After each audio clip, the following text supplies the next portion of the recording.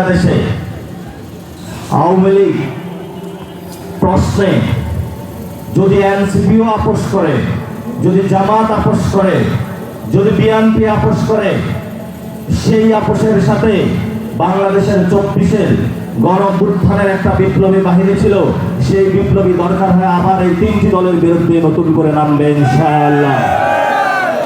বিভিন্ন জায়গায় গিয়ে আমি বিক্ষুব্ধ হচ্ছি, নিজের কাছে খারাপ লাগছে।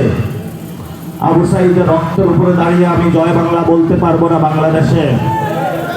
আবু সাঈদের রক্তের উপরে দাঁড়িয়ে আমি টেন্ডারবাজি বাংলাদেশে করতে পারবো না। আবু সাঈদের রক্তের উপরে দাঁড়িয়ে বাংলাদেশে আমি দখল বাণিজ্য করতে পারবো না। আবু সাঈদের রক্তের উপরে দাঁড়িয়ে বাংলাদেশে আমি চাঁদাবাজি করতে পারবো না। আবু সাঈদের রক্তের উপরে দাঁড়িয়ে আমি ইয়াবা চালান করতে পারবো না।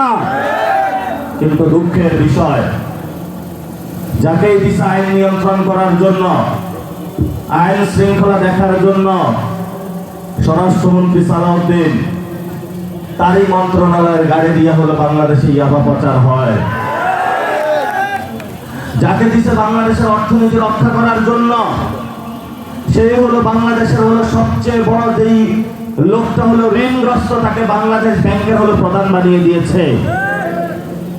যাকে দেওয়া হয়েছে বাংলাদেশের স্বাস্থ্য ব্যবস্থা ঠিক করার জন্য, সেই লোকটা পরের দিন ডাকাত হয়ে 8 দিন হসপিটাল দখল করতে গিয়েছে। এই হলো বাংলাদেশের অবস্থা। এই বাংলাদেশের অবস্থার মধ্যে আমরা যদি পরিবর্তন করতে চাই, তাহলে সারাদিন যেই সব বিএনপির ভাইয়েরা সবার আগে বাংলাদেশ বলেন, সবার আগে আমরা বলবো সংস্কার, সবার আগে বিচার। আগে বিচার হবে, আগে সংস্কার হবে, তারপরে বাংলাদেশ শব্দ আসবে। আওয়ামী লীগের বাংলাদেশ সবার আগে হবে না, শেখ মুজিবের বাংলাদেশ সবার আগে হবে না। বাংলাদেশ সবার আগে শহীদ আবু সাঈদের সবার আগে যে বাংলাদেশ, সেই বাংলাদেশে আমরা বাংলাদেশে কায়েম করতে চাই।